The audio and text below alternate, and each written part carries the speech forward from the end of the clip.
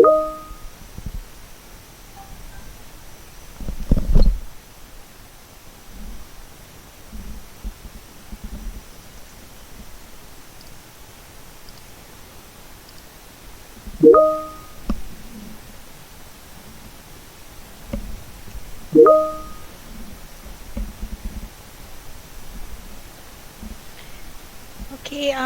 Assalamualaikum warahmatullahi wabarakatuh. Good afternoon, everyone. We will begin our session today by reciting Surah Al-Fatihah.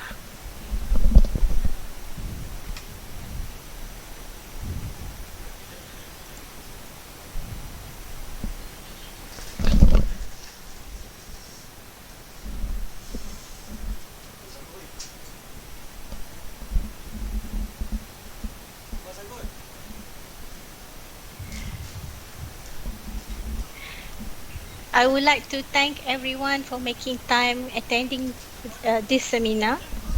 Our speaker for today is Dr. Dahlila Putri, a researcher at the Agent Mediated E-Commerce and Service Science Lab, or in short, E-Service Lab, from Center for Software Technology and Management, FTSM UKM. Here is a brief biography of Dr. Dahlila. Dr. Dahlila Putri binti Dahnil received her Bachelor Engineering degree in Electronics Communication from the University of Sheffield, England in 1997. She joined Sapura Tales Electronics from December 1997 as a software engineer. She continued her study for Master of Science in Software Engineering in 2000 under the company sponsorship and continued her service in development of tactical radio transceivers. She joined the Multimedia University in 2004 as a lecturer. She was a full-time PhD student under Yayasan Khazanah Scholarship Flagship from 2009 to 2013 and awarded the PhD degree from Multimedia University. And from December 2015, she joined Infrastructure University Kuala Lumpur for 1 year and later joined Faculty of Information Science and Technology University Kebangsaan Malaysia as a senior lecturer in 2016. Her current research interest lies on the area of wireless network, wireless sensor network, Internet of Things and radio frequency identification. Without further ado, I will now hand over this session to Dr. Dahlila.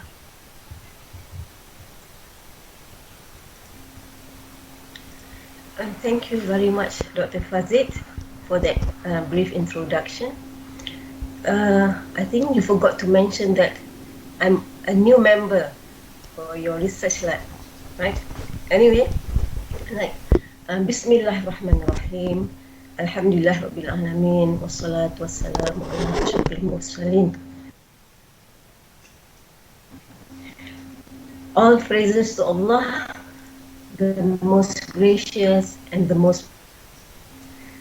First of all, I would like to thank the E-Service Science Lab, led by Dr. Fazit, for Softam and Faculty Technology dan Sains Maklumat for this opportunity to do this webinar presentation. Actually, this is the first time for me to do webinar presentation, and I would like to thank you for all the viewers out there for supporting me. So let's begin. I will share my slide first.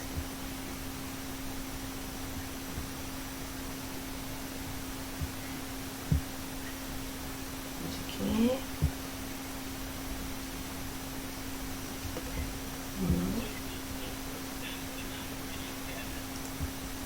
Okay.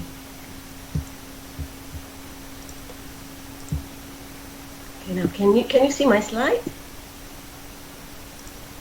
Dr. Fazit, is it okay now? Okay. Yes. All right. I am Dr. Dahlila Putri binti Dahnil Sekumbang, a lecturer from Faculty Technology dan Sains Maklumat UKM. The title for my webinar today is The Internet of Things, as a service system for the community. So in this presentation, I will briefly introduce to you on the Internet of Things, how do you access the new technologies, the research versus values, IoT and fertigation system with MRSM Johor Bahru that I did, and how can we help further these fertigation farmers with the current technologies. And lastly, the project that I did on Al-Quran Braille with Putri. So Internet of Things, it is actually a concept that anything is connected at any time and from anywhere. So the interaction between human and application is extended now to machine communication, which means that it enables things to talk, and 20 billion of things will make up the Internet of Things. So you see the world now become connected with this new technology. And the technology allows anyone to become an innovator and a maker, or even a creator of any system that you can think of. So when we say at Internet of Things, right, a concept that anything can be connected anytime, anywhere, let me bring you to one example. Before this, we have taxi service, right? But now we have Grab service. So what is actually the difference between this taxi service like about 20 years ago and now the Grab service? I mean, the taxi service that we had 20 years back is so inconvenient, right? We have, how do you get a taxi? It's actually for you to go to a taxi stand, wait until a taxi arrives, right? So you will wait. Basically, you will wait sometimes from morning until the afternoon, and it can be forever, waiting in the hot sun or in the rain. Right? But now, when you have Grab, with one touch from your handphones, right? One click, you can actually call for the Grab to come. We'll see first who are the drivers, who is the driver, how much they will charge you, and if you agree on such informations, right, you will actually click book, and then after a while you just have to wait. You just have to wait in your office, right, in your air-conditioned office, right, until you see that, oh, there's another 2 minutes more for the Grab to arrive. So you will have become so convenient with this technology. You don't have to experience the same thing like we do, right? The new generation won't experience taxi service like what we have before, but now you have Grab. So technologies really improve our life, right? So here you can see this is some of the typical applications, right? We have smart homes. A smart home where you actually, when you come back from work, you step to your front door, right?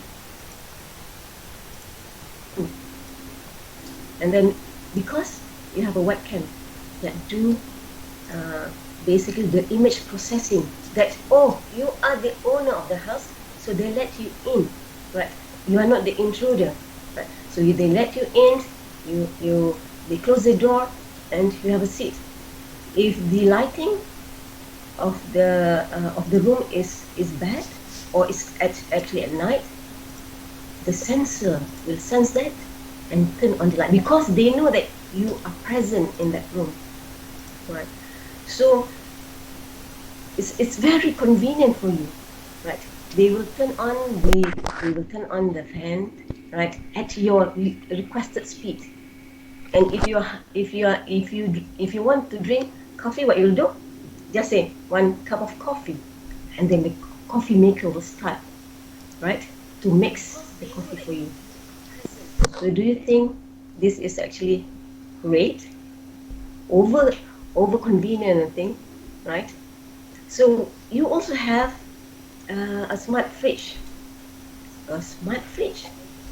where you can get a text message from your fridge saying that, oh, we are running out of milk, and you read the notification. You go to a shop and buy the milk. But you can also have a smart bin. The smart bin basically will tell the local municipal or the garbage collector that, oh, here I'm full and I'm here.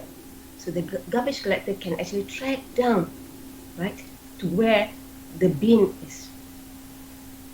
So it is actually something that people actually really love to have, right? We also have a smart electric poles with a CCTV cameras, with a sensor, with a light, right? Which is actually all of these applications are of our convenience, right? We love to have all these type of applications. So what IoT in Malaysia is actually at infant stage. Thus, we have so many opportunities, right? Malaysia Communications and Multimedia Commission, MCMC or SKMM, Steering Empowerment of IoT in Malaysia, and Digital Lifestyle Malaysia, DLM, is an initiative by MCMC to promote and accelerate the development and adoption of IoT. So many other government initiatives actually to see the progression of IoT in our country.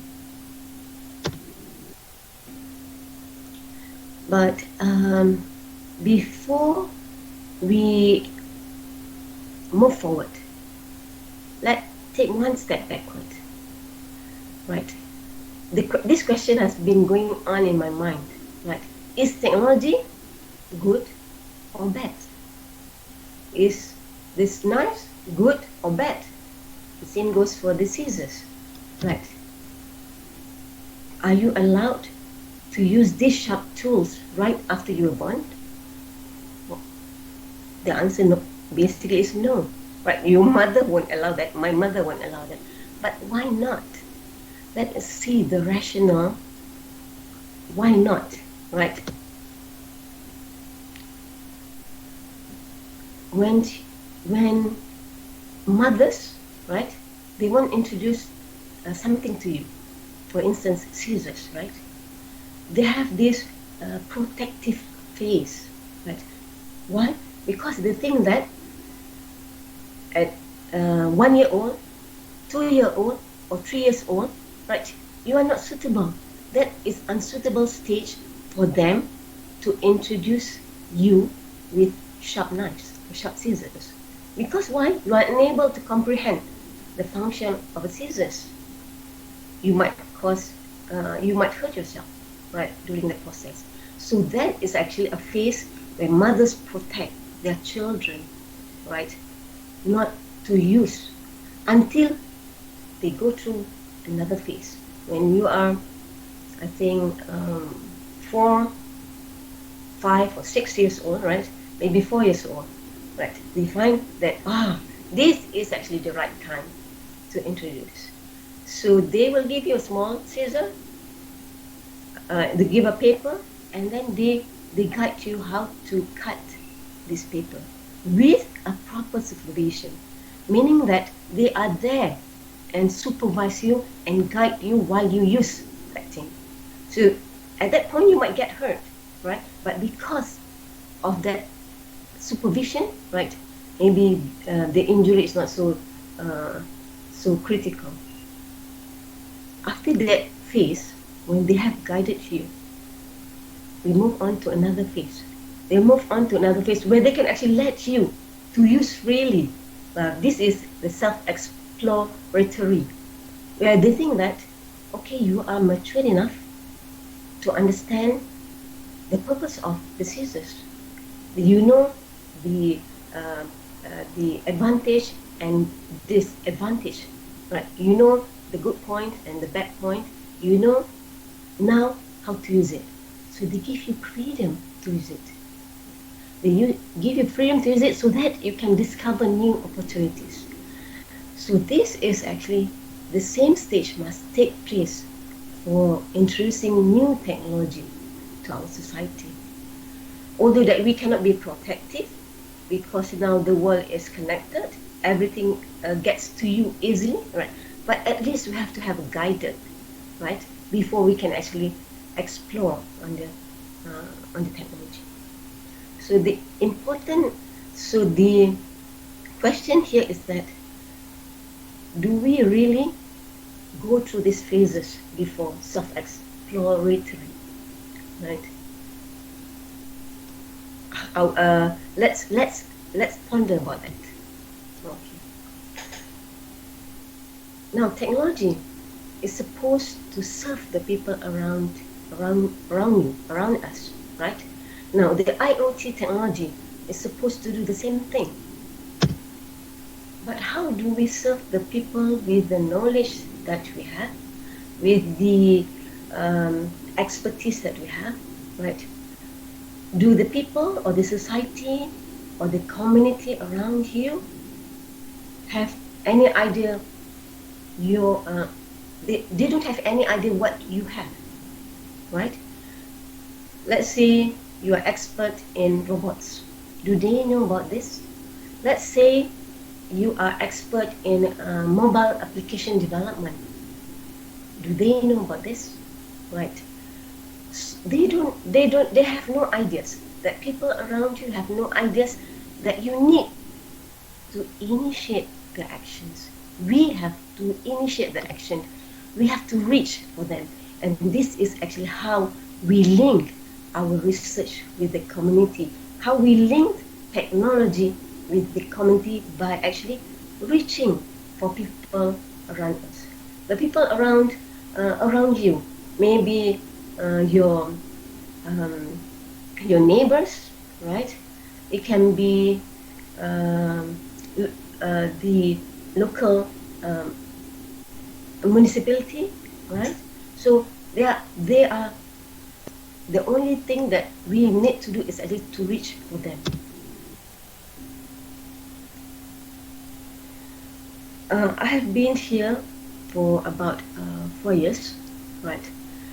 And we as academicians, we have a lot of tasks. We have to do, we have to teach, we have to do research, right? And on top of that, we have to publish in the highest publication ranking, right? Our research now is actually moving vertically up, right? Let's say if we have a small output from our research, right? Then it goes to Q4. We improvise our research, we improve the algorithm, right? And then it becomes a Q3. And that's moved to later, the final level is actually Q1, right? Our concern mostly is on the numbers of papers that we managed to publish in Q1 rank. So this is our important KPI. On top of, I'm not saying that this is one of, I'm saying that this is one of our important KPIs that we have to achieve. And because of this, right, some of us actually become very stressful, but some of us is actually being demotivated. But we should actually see the other perspective of research. So let's look at values that we can provide for our services, right? Values that we can provide for the people around you, right? Values that we can provide out of our research output are the element of values in services. According to, there are 30 elements of values. This element of values is named, right? The lowest level is actually a functional, followed by emotional, life-changing, and the social impact. So we need to evaluate. Does our product, or does our research product, does our research output provide values to others? Right. So what should we do?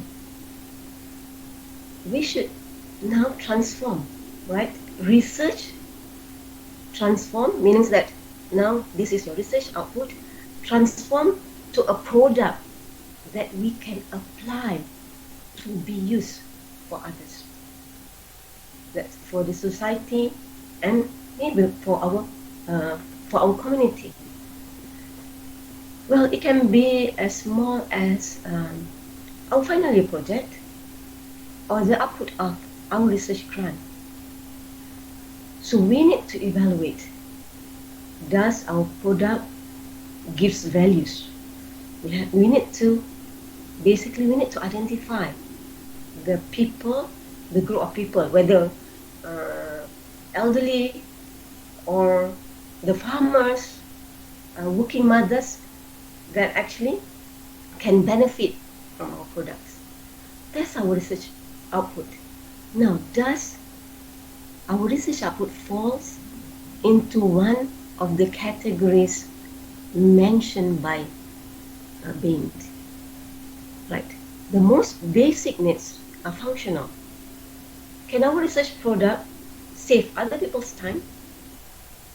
Can it connect working mothers with, let's say, their children better? Or can it provide a quality monitoring for the elderly that live alone at home? Right. Does our product now meet the emotional needs? We maybe improve wellness, reduce anxiety, maybe anxiety among students, especially during this COVID-19 time, right? Is it fun and attractive, or it provides nostalgia to some of us? Right. So when we move further up, right, does the product has values because it makes other people life changing? No, because what we create, we make other people's life change, of course, to a better one, right? Hope, motivation, and self-belonging, right? So you can you feel, right, that the satisfaction that you will get if whatever you do on your research actually impacted on other people's life? And the ultimate aim is if it impact our social, the social, meaning that the ability, that research give a social impact to people, right? I would say, if you switch, right, if we combine the perspective, we will get a more meaningful product, a more satisfying product. So I do think, right, whatever we do research, I mean, if our organization require Q1 and Q4, right, what I suggest is actually to combine this perspective, this idea together. So we have to merge these two ideas. So research should not only move vertically up, right? You see, we should not go from Q4, Q3, Q2, and Q1, and that's it. No, you should actually reach, it should also go this direction, the horizontal direction. You see, when, let's say, when we produce something for our final year project, right? Maybe it's actually a small research, we get, right? We show, right, what we have. Let's say in FYP we have a mobile application to track the elderly, right? Now what we need to do, right, is, and then don't stop there. We bring whatever we have produced, we bring whatever prototype that we have, right, to the relevant people and comment, so that they can give their feedback on your whatever you produce, right? For instance, the final project that I did in 2016 was on watering for agriculture, right? The student actually managed to do a prototype where they can automatically water the plants, right? So what I did is actually show this, right, to maybe farmers, right, and then they will see this. Oh, you have this capability. So from there, they have, this is actually very interesting, because now they have a reference of what you can do for them. They know your capabilities, they know our expertise, so they can request any improvement after seeing the product. So let's say when we have Q4, we have product at this level, right? We get feedback from them, and next we can actually improve based on the inputs and based on the feedback. So based on that, we move on to one level up. Maybe we improvise, we put a camera on that project, right, to detect maybe the disease, right? So if we improve Q3, we go back, right? We have to go back to them, right? Requesting for feedback and input again, so that we can move up until we reach the highest level. And in doing so, right, we are also actually moving up from the functional, the basic level, right, to a social impacting project. So when we merge this together, right, you will feel that it is so satisfying when people appreciate you, the people appreciate what you do to them, right? Because now, your whatever invention that you have, right, makes their life easier, or it actually is fun, and it motivates them to do further, right? So these two ideas, the main elements of values, right, we should merge together with our aim for a better quality of research to Q1. Okay.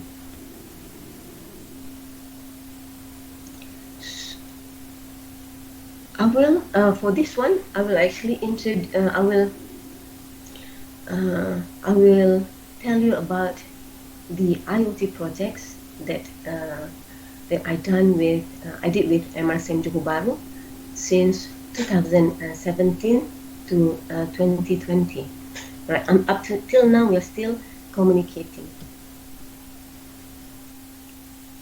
The first thing that I actually heard about the school initiatives, right? The school initiative is actually to transform the unused land at the back of their schoolyard to a fertigation site for extra activities for students and teachers.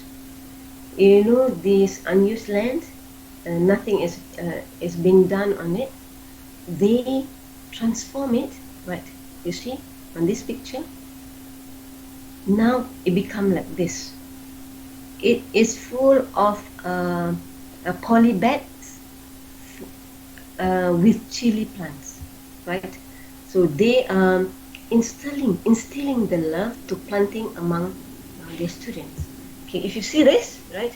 So this is actually the type of chilies where they call it chili sentil. People in Johor knows about chili sentil. It is actually spicy, right? And because they love to eat spicy food. And the result of these initiatives is actually amazing. Right? You can see, right? They have kilos of chilies at the end of the harvesting session, right? I was told that maybe at one time they can get about 70 kilos of chilies, and they actually sell it themselves. The students actually sell it to parents, to the nearby restaurant owners, right? So from actually installing the fertigation system, doing the activities, monitoring the growth of chilies until harvesting, and at the end they sell their chilies, is all done by their students. I think this is actually amazing, right? When you have such ideas, right? When such idea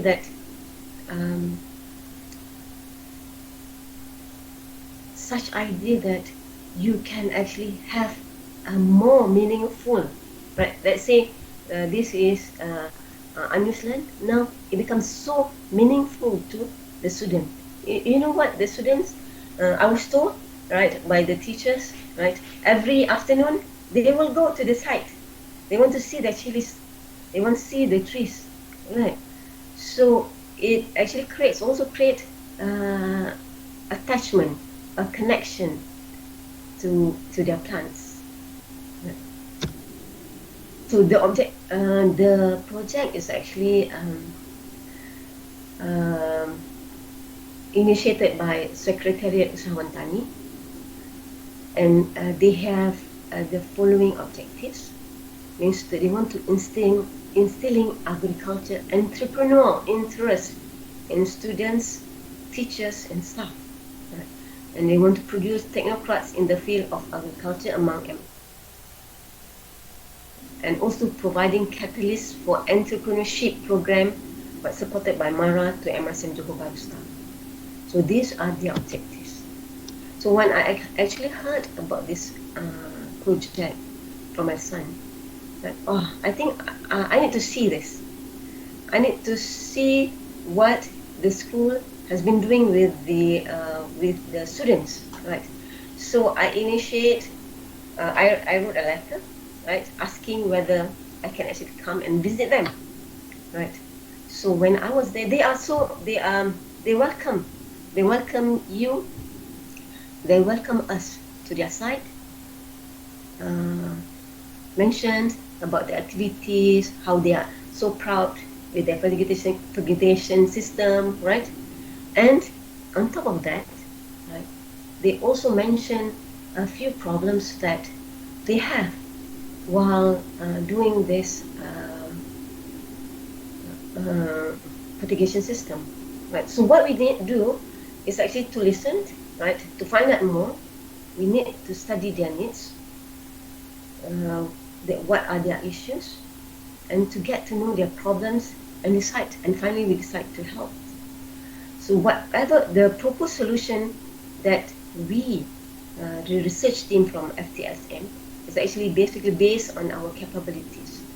So they mentioned to us that they always face this problem of power failure, right? Whenever there's a blackout or power failure, the timer, you see here we have a timer for the fertigation system. The timer that actually controls the water pump not working at that particular scheduled time, right? So the timer, they set the timer to water the plant maybe at 7:30, 8:30, maybe 10 and 5 o'clock in the afternoon. Now whenever they have a power outage, right, the timer won't function, right?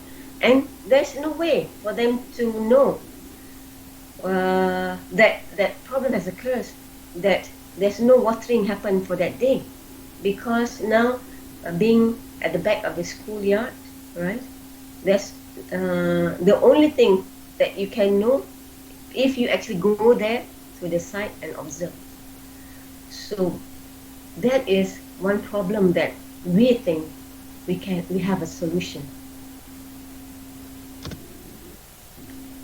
So we propose a system to them, right? This is real-time monitoring through a mobile application. So whenever power failure occurs, right, farmer is being notified, so that they are being notified through the mobile phone, meaning that now the mobile phone with our application installed, they have a message, right, saying that power failure has occurred, and that the farmer, the students, the teachers, or I call the farmers, right, they need to respond and act to the situation in a timely manner, quick action to prevent severe damage to the plants. Now the problem of this power failure or blackout is that maybe during weekends, right, 3 days the student won't be at the fertigation site, right? So for 3 days their plants is not watered. So imagine what will happen to the plants. Now when they come back on Monday, they'll see that the leaves started to weed, right, and the leaves starting to turn yellowish color. So this is actually not good. This is actually a situation where it is actually too late, right? So by having a notification and alert to our mobile phones, now they can actually receive this instantly, right? Another features for our proposed system is actually it records the real-time irrigation of the plants, the duration of the scheduled irrigation, even the history, when it is being irrigated, when it's being watered, right? We have pesticide delivery and polybag cleaning schedule set in our system. So they can also track the irrigation history by easy to use a mobile application that is actually user-friendly and does not require any knowledge in information banking. As long as you have an Android phone, right, you install our application with the system, right, with the hardware, then you will have this information intact in your mobile phone. So how does IoT plays a role in this framework, in this fertigation system? So we propose the system architecture for this system according to the framework. Now we add the first level is troubleshooting. The second level is actually devices. In an IoT framework, you have devices such as sensors, actuators, right? For our case, it is actually watering detection sensor and blackout sensors, right? We have a communication. The next layer is actually for the communication. We use a GSM. So whatever data that we have that capture from our sensors is actually sent right, through our GSM to a cloud server that we rent. So this information later will be pushed to our application, where the farmers basically the mobile phone and the administration. So we use the IoT framework to come out with the complete system here. Right. So we have the hardware. We designed the watering detection system. Our team members, Dr. Gaddafi and Dr. Zul Hakimi from IMENT, who are experts in electrical stuff, right? So they are with us in the team, right, to produce this sensor. So we have the cloud. We developed a mobile application on Android, because Android is actually one of the easiest compared to iOS, and the administrator. So basically, the administrator is actually the teacher who can actually put the planting schedule. Right, it's web-based. So when you see this overview of the system, right, now we implement the IoT framework into our proposed system, so that they can actually monitor their watering schedule more efficiently, right, with our apps. So basically, this is our final prototype, right? This is still at the stage of prototype, right? Watering and power outage sensors. This is the design of the watering sensor and the power outage sensor. We actually did test. We test our prototype in FTSM, where we actually create a small testing site, meaning that we install the water tank, we have the water pump, right, to test this prototype before we implement to our client in Johor Bahru, because the distance here to Johor Bahru is actually quite far. So the testing site is enabling us to troubleshoot. If error happens, then we can fix before we actually send to them. Right. So this is the user interface for the mobile application that we have. Right. You see here we have a blackout status, means that whenever blackout happen at the fertigation site, you will get informed here. Right. So it's actually very convenient. The watering schedule is actually displayed here. If it's failed, meaning that there's no watering happen at that particular time, it will actually list down here. Right. And if the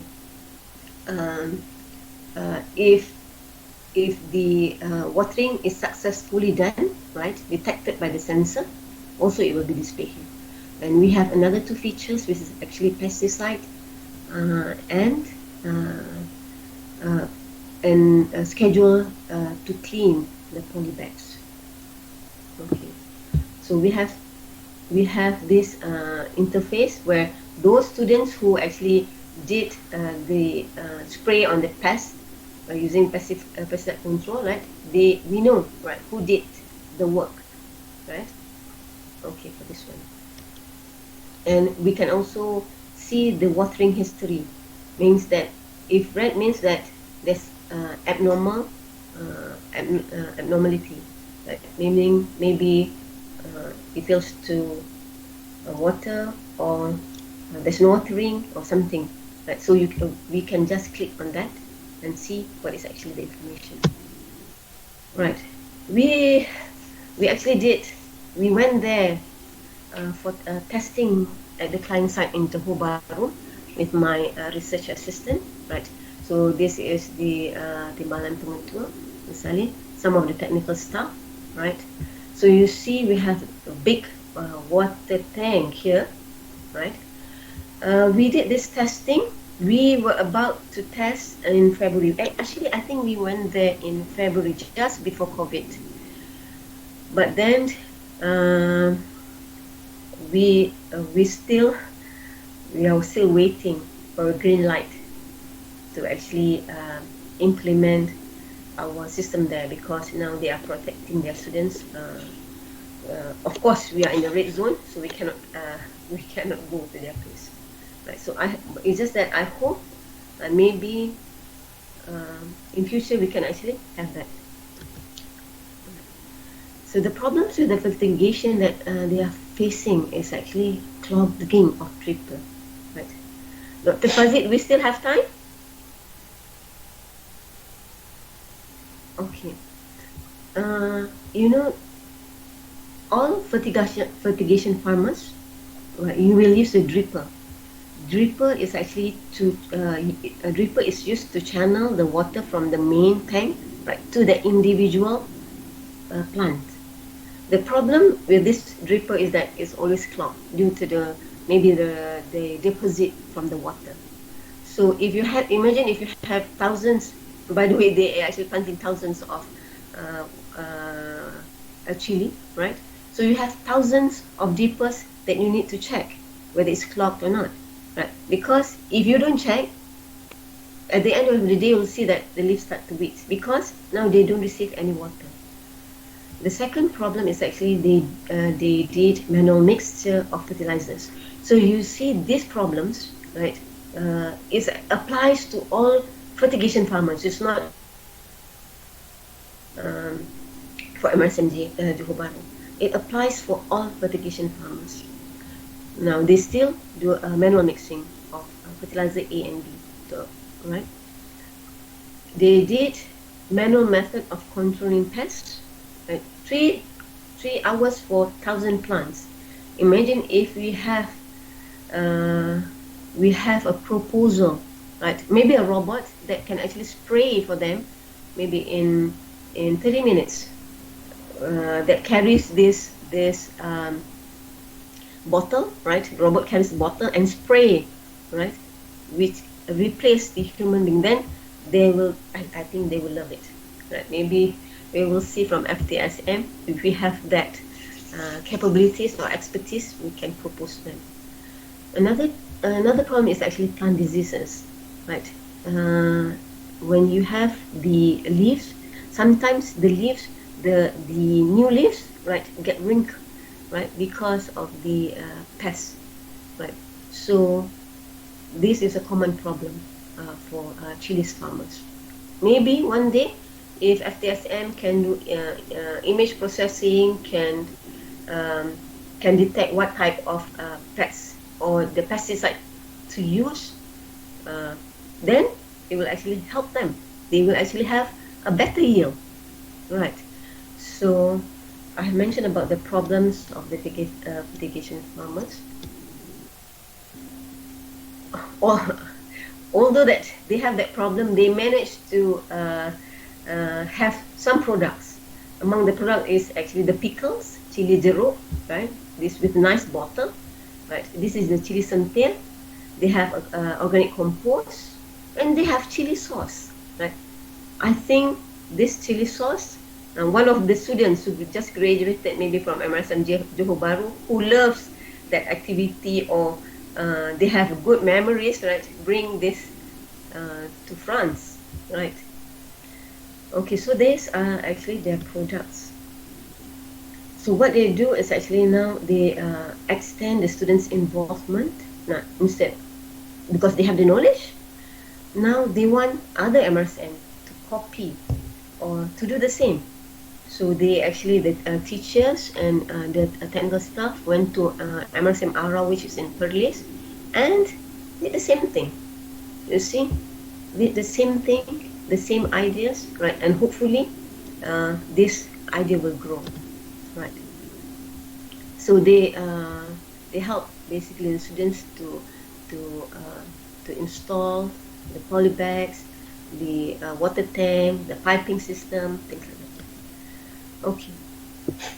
Next, I will move on to IoT and the community.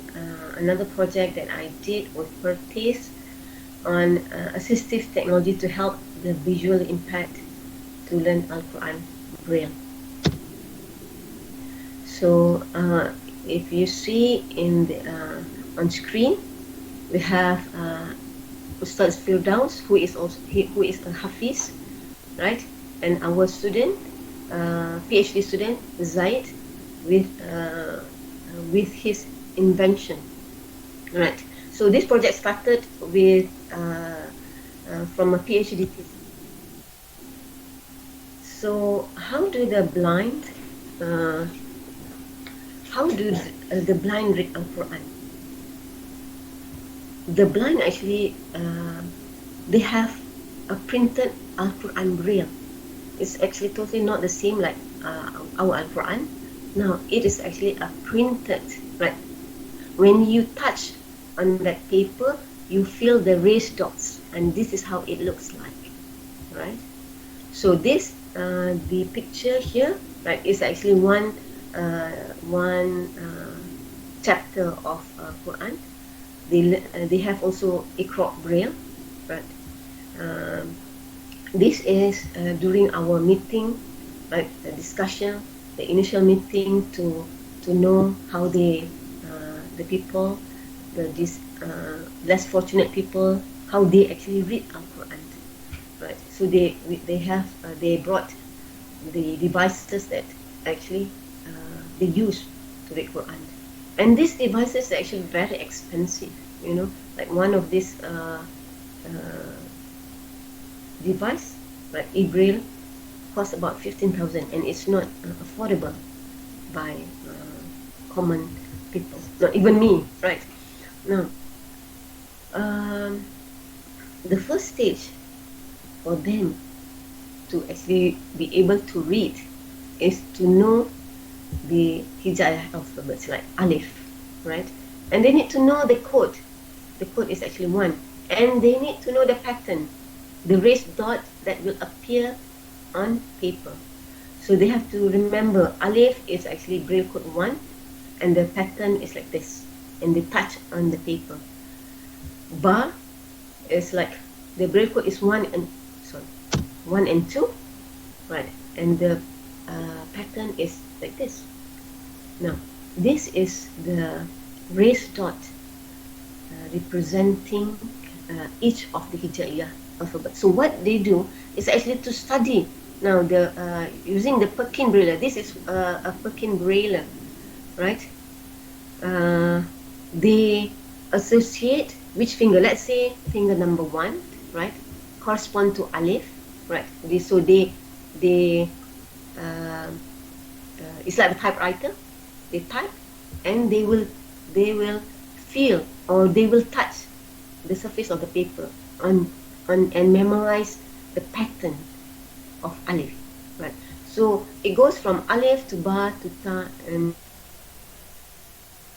so that is actually the first fundamental right. They have first. Then they have to know the Hijaiya alphabets that correspond to the Braille.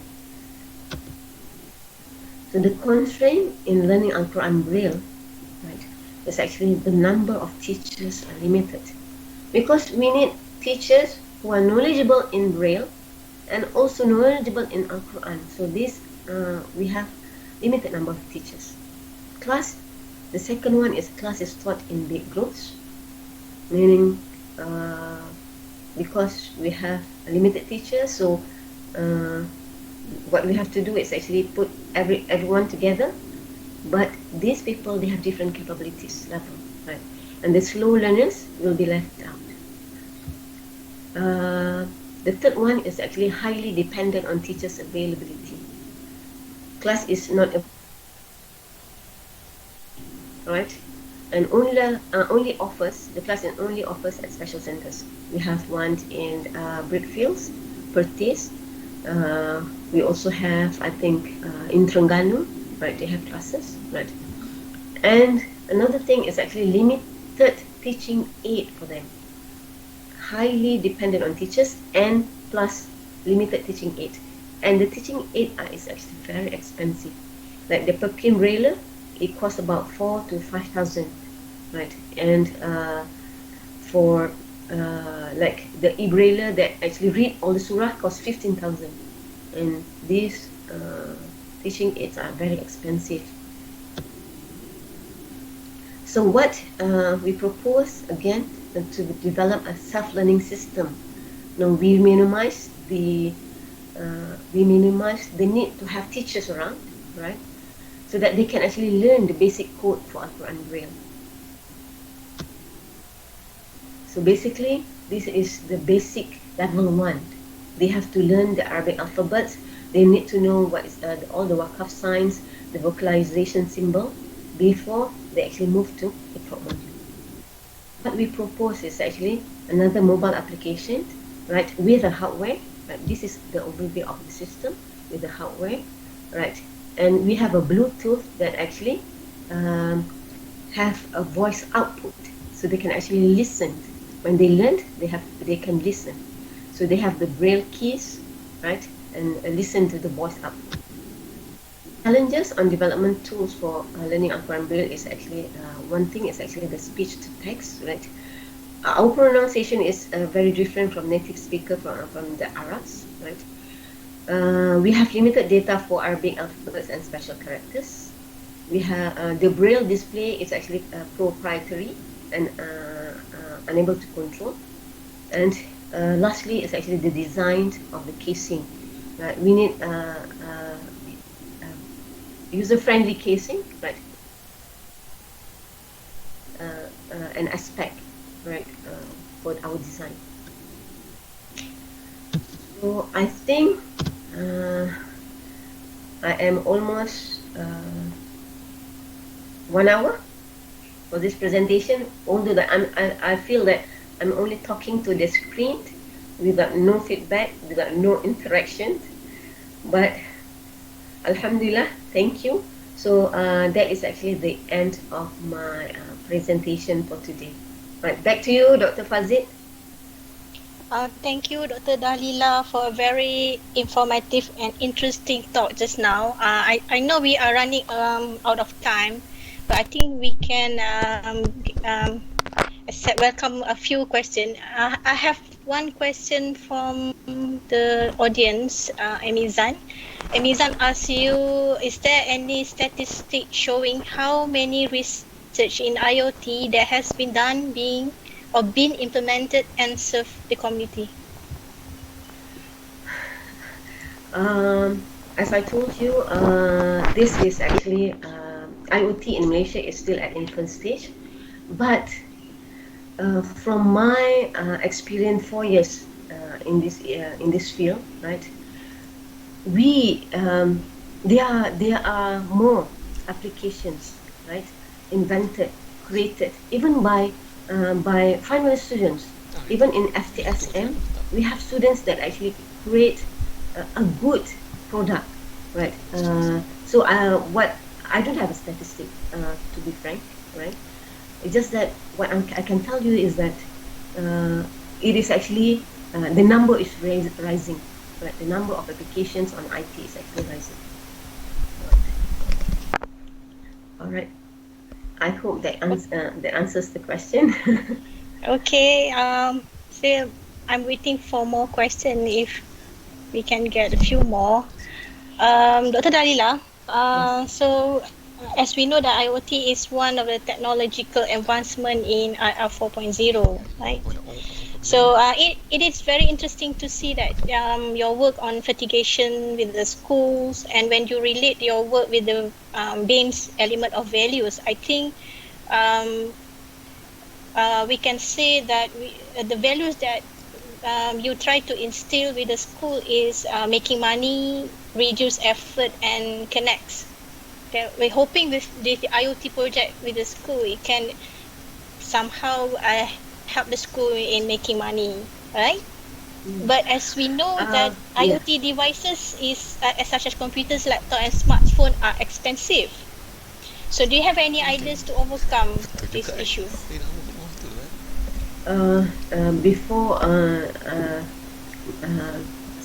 Before addressing that question, right, I just want to tell that the students, right, when they feel excited about something, right? It becomes they become emotional about it. When the picture that I show you, that the chili sauce, that one of the students and actually bring with them, right, to France, right? Maybe these students actually study abroad, right, after they graduated from MRSM. So that is actually the values that the school managed to create among their students. And maybe we never know. One day there will be farmers with incorporating technology in their fertigation system. Hopefully one day, right? Your second question is about devices that are actually expensive, right? Handphones, right? Dr. Fazid, handphones nowadays is very cheap. Few hundreds, even if you can get a used one. But we are actually developing on Android because we have not ventured into iOS because iOS has a lot of restriction. Right. So in terms of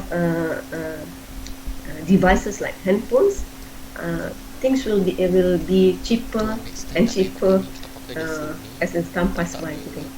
So it won't be a constraint or limitation. Okay, so if we want to have a small scale of fertigation, like at our home balcony, how much is cost? What is the minimum cost that we need to prepare? All right. I have seen one chili bun, right? They actually they supply for 10 pots, right? They sell it for 250. But MRSM they buy they don't buy as a package, right? They buy the water tank, they buy their poly bag somewhere to get the cheapest price, right? So you can also do that once you study the fertigation system and the like the equipments that they want, right? You can actually get it cheaper, right?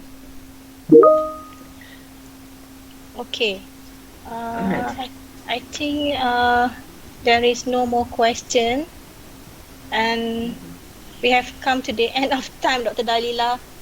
Yes. So with that, I think thanks again, Dr. Dahlila, for a very good sharing about IoT and your work, your research. Maybe after this, if there's question from the audience, can send directly to your email. Maybe you want to share your email to the audience. Okay. Yes. I can.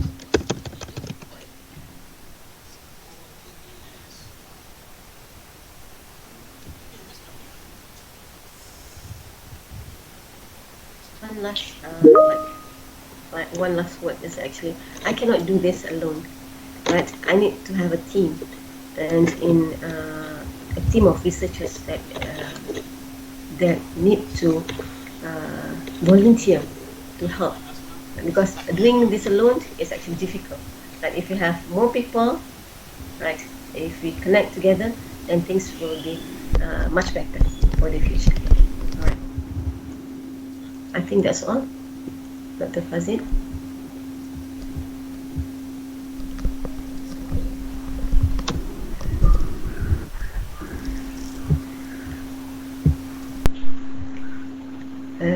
Are we, Dr. Fazil, are we there? Are you there?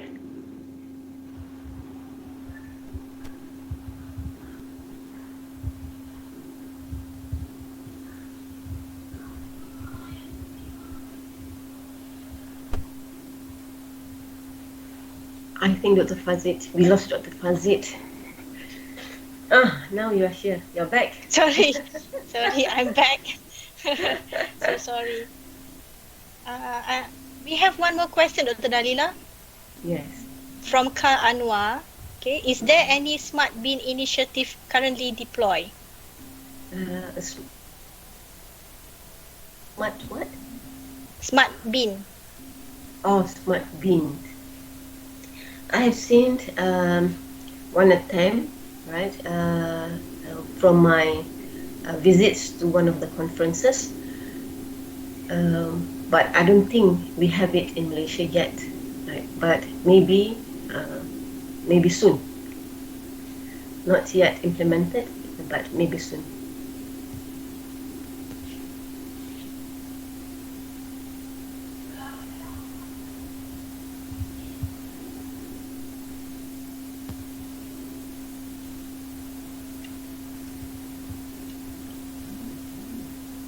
Okay, Dr. Fazit, can we end the session now? I think we better.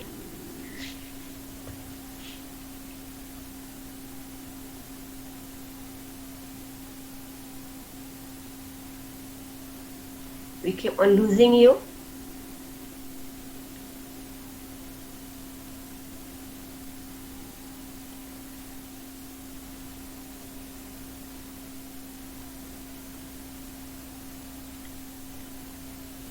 So I think that is all from us from FTS MUKM.